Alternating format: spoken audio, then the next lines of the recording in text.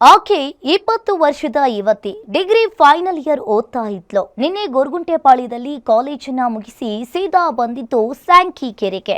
ಹೀಗೆ ಬಂದವಳು ಇಂದು ಬೆಳಗಿನ ಜಾವ ಶವವಾಗಿ ಪತ್ತೆಯಾಗಿದ್ದಾಳೆ. ಎದೆ ಎತ್ತರಕ್ಕೆ ಬೆಳೆದಿದ್ದ ಮಗಳನ್ನ ಕಳೆದುಕೊಂಡ ಕುಟುಂಬಸ್ಥರ ಗೋಳಾಟ ಮುಗಿಲು ಮುಟ್ಟಿದೆ.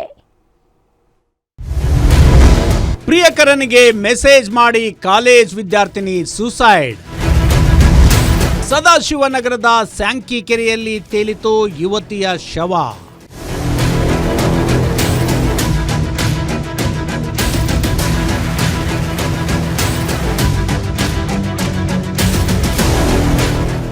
ಇದು ಸದಾಶಿವನಗರದ ಪ್ರಸಿದ್ಧ ಸ್ಯಾಂಕಿ ಕೆರೆ.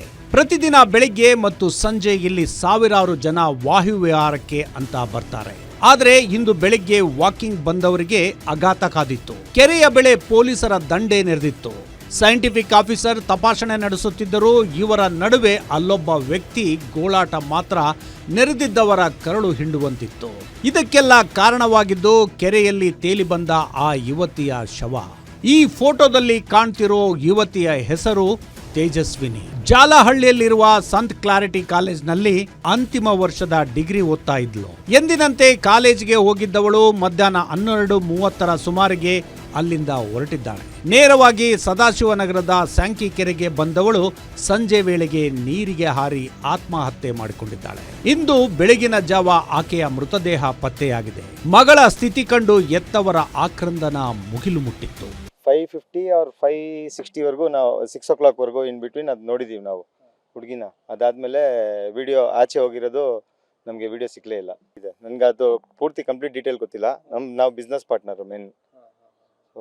ನೈಟ್ ಅವರು ನನಗೆ ಫೋನ್ ಮಾಡಿದ್ರು ಈ ಥರ ಆಗಿದೆ ಅಂತ. ಅವ್ರ ಹೆಸರುಘಟ್ಟ ಇರೋದು, ನಾನಿರೋದು ಅಕ್ಕಿಪೇಟೆ. ನಾನು ಎಲ್ಲ ಊಟ ಮಾಡ್ತಾ ಇದ್ದೆ ಕೂತ್ಕೊಂಡು ಹೋಟ್ಲಲ್ಲಿ. ಅವ್ರದ್ದು ಫೋನ್ ಬಂತು ಅರ್ಜೆಂಟಾಗೆ ಇಲ್ಲಿ ಬರಬೇಕಂತ. ಅಷ್ಟಕ್ಕೂ ಈ ಆತ್ಮಹತ್ಯೆಗೆ ಕಾರಣವೇನು ಅಂತ ನೋಡೋದಾದ್ರೆ ಅದು ಕೇವಲ ಒಂದು ಕ್ಷುಲ್ಲಕ ಅನುಮಾನ. ತೇಜಸ್ವಿನಿ ಮತ್ತು ಪ್ರಿಯಕರ ಪರಸ್ಪರ ಪ್ರೀತಿಸುತ್ತಿದ್ರು. ಈ ವಿಚಾರ ಎರಡು ಕುಟುಂಬಕ್ಕೂ ಗೊತ್ತಿತ್ತು. ಮನೆಯವರು ಇಬ್ಬರ ಮದುವೆಗೂ ಒಪ್ಪಿಗೆ ಕೊಟ್ಟಿದ್ರು. ಆದರೆ ಇನ್ನೂ ಓದುತ್ತಿದ್ದಾರೆ. ಚೆನ್ನಾಗಿ ಓದಿ ಕೆಲಸಕ್ಕೆ ಸೇರಿ ಒಂದು 3-4 ವರ್ಷದ ಬಳಿಕ ಮದುವೆ ಮಾಡಿಕೊಳ್ಳಿ ಎಂದು ಬುದ್ಧಿವಾದ ಹೇಳಿದ್ರು. ಇಷ್ಟಾದರೂ ಪ್ರಿಯಕರನ ಮೇಲೆ ಅನುಮಾನ ಪಟ್ಟ ಯುವತಿ, ನೀನು ನನ್ನನ್ನ ಇಷ್ಟಪಡ್ತಿಲ್ಲ, ನನ್ನಿಂದ ದೂರ ಆಗ್ತಿದ್ದೀಯಾ ಎಂದು ಗಲಾಟೆ ತೆಗೆದಿದ್ದಾಳೆ. ಈ ವೇಳೆ ನಾನು ಸಾಯ್ತಿದ್ದೀನಿ ಎಂದು ಪ್ರಿಯಕರನಿಗೆ ಮೆಸೇಜ್ ಮಾಡಿ ಕೆರೆಗೆ ಹಾರಿದ್ದಾಳೆ. ಇವತ್ತು ಬೆಳಿಗ್ಗೆನೆ ಮತ್ತೇನೆ ಬೇಗನೆ ಬಂದು ಶೋಧ ಕಾರ್ಯಾಚರಣೆಯನ್ನು ಮುಂದುವರಿಸಿದ್ದೇವೆ. ಆಗ 18th ಕ್ರಾಸ್ ಕಡೆಯಿಂದ ಇರ್ತಕ್ಕಂಥ ಎಂಟ್ರೆನ್ಸ್ ಸೈಡಲ್ಲಿ ಕೆರೆಯಲ್ಲಿ ಒಂದು ಶವ ಪತ್ತೆಯಾಗಿದೆ. ಅದನ್ನು ನಾವು ಪೊಲೀಸರು ಮತ್ತು ಫೈರ್ ಡಿಪಾರ್ಟ್ಮೆಂಟ್ನವರು ಎಲ್ಲರೂ ಸೇರಿ ಅದನ್ನು ಆಚೆ ತೆಗೆಸಿದ್ದೇವೆ. ಅವರು ಕುಟುಂಬಸ್ಥರು ಅದನ್ನು ಐಡೆಂಟಿಫೈ ಮಾಡಿದ್ದಾರೆ. ಈಗ ಅದನ್ನು ಆಸ್ಪತ್ರೆಗೆ ಶಿಫ್ಟ್ ಮಾಡಿದ್ದೇವೆ.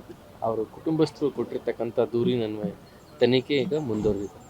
ಸದಾಶಿವನಗರದ ಪೊಲೀಸರು ಮತ್ತು ಅಗ್ನಿಶಾಮಕ ಸಿಬ್ಬಂದಿ ಮೃತದೇಹವನ್ನ ಹೊರಗೆ ತೆಗೆದು ಮರಣೋತ್ತರ ಪರೀಕ್ಷೆ ಬಳಿಕ ಕುಟುಂಬಸ್ಥರಿಗೆ ಹಸ್ತಾಂತರಿಸಿದ್ದಾರೆ. ಯುವತಿ ತೆಗೆದುಕೊಂಡ ನಿರ್ಧಾರ ಮಾತ್ರ ಕಠೋರವಾದದ್ದು.